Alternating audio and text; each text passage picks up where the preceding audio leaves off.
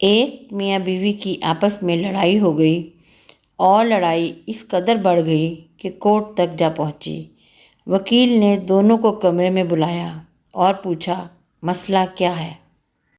دونوں اپنے موقف سے پیچھے ہٹنے کو تیار نہ تھے۔ وکیل نے دونوں کو دل کی بھڑاس نکالنے کی اور چپ کر کے بیٹھ گیا اور لڑائی ختم ہونے کا انتظار کرنے لگا۔ جب دونوں تھک کر بیٹھ گئے تو وکیل بولا، اچھا تو تم دونوں نے ایک دوسرے کی خامیاں بیان کی ہیں، اب ایک دوسرے کی خوبیاں بیان کرو۔ دونوں ہی خاموش ہو کر بیٹھ گئے۔ وکیل سمجھ گیا ان کو ایک دوسرے پر اتنا شدید غصہ ہے کہ ایک دوسرے کی کوئی اچھی بات یاد ہی نہیں۔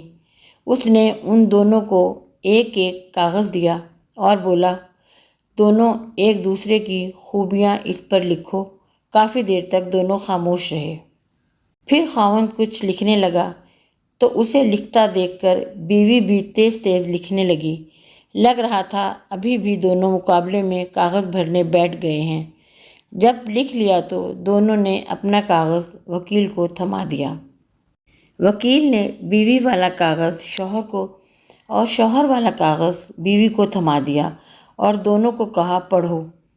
پڑھتے ہی دونوں کی آنکھوں سے آنسو نکل آئے اور ایک دوسرے کی تعریف سن کر بہت خوش ہوئے۔ کمرے کی فضا ایک دم تبدیل ہو گئی۔ ایسے لگ رہا تھا جیسے وہاں تو کبھی لڑائی ہی نہ ہوئی ہو۔ وکیل کا فرض پورا ہو چکا تھا۔ وہ لڑتے ہوئے وہاں آئے تھے اور ہنستے مسکراتے وہاں سے باہر نکل گئے۔